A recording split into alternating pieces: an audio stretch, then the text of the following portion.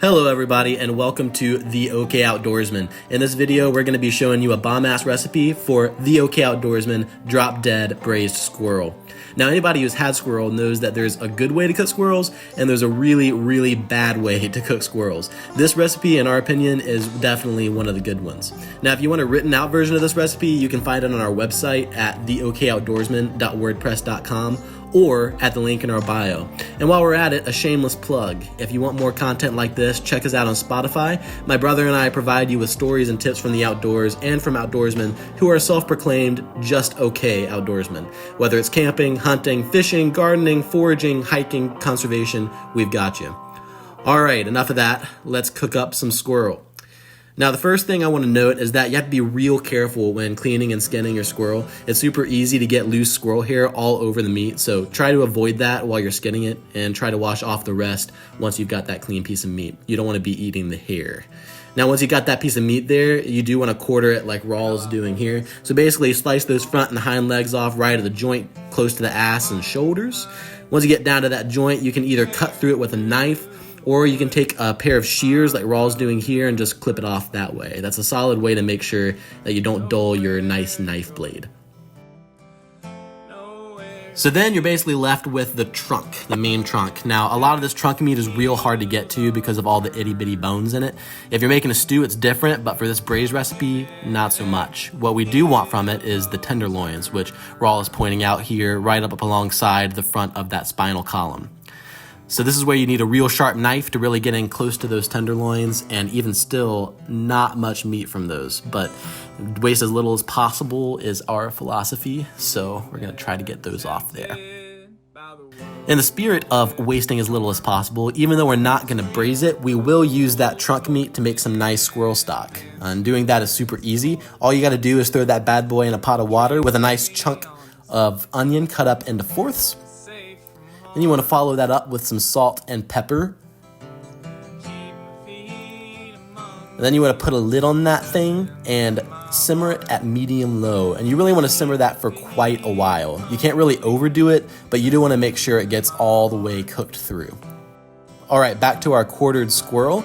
Just hit that with some salt and pepper as well, and whatever seasons you want. But we used and loved Hatchet Jack, which is a spice put on by Meat Eater. Most definitely not a sponsor. But you really just want to toss those in whatever kind of spices you want and rub it into the meat.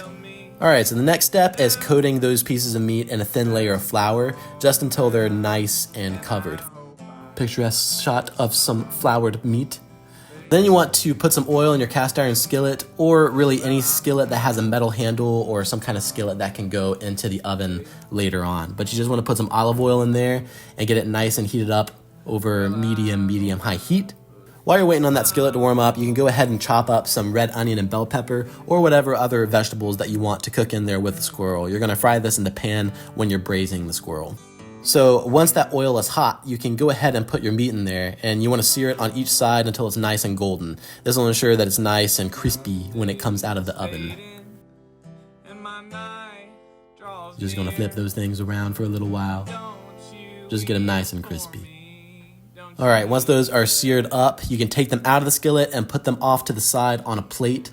This is to make sure that they don't get too cooked through before you put them in the oven with the vegetables later. But once you have those out of the pan, you want to take a third of a cup of butter and put it into your hot pan, and then put those veggies right in there with it. Now, you can use whatever veggies you like here. Like I said, we use bell pepper, green peppers, chili peppers to give it a nice little zing, and a good shit ton of garlic.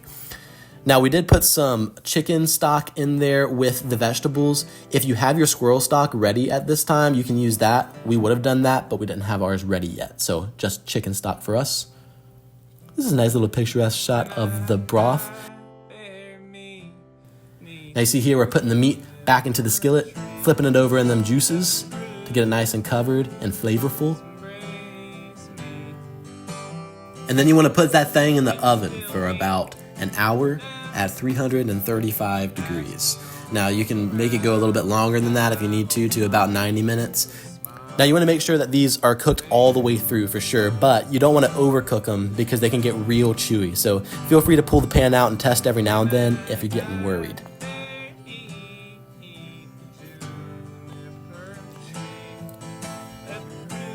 And y'all, that's about it for the braised squirrel. Once they're out, you definitely want to toss them around in the juices again to get them coated and tasty. But once you've done that, they're pretty much good to go.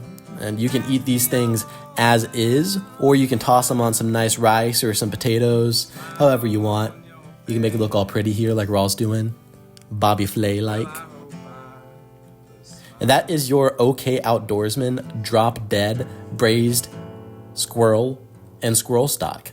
We certainly hope that y'all enjoyed the video, and make sure to subscribe to our channel for all of our recipes and other fun stuff. In case you haven't seen it yet though, here's a trailer for our public land, fly fishing, hunting, and backpacking trip in Pisgah National Forest. See y'all later.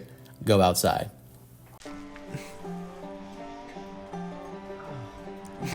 Idiot. Oh no. What just happened? I just broke my cup. Oh no. Man, that's my measuring cup. All because it's freaking beanie, man.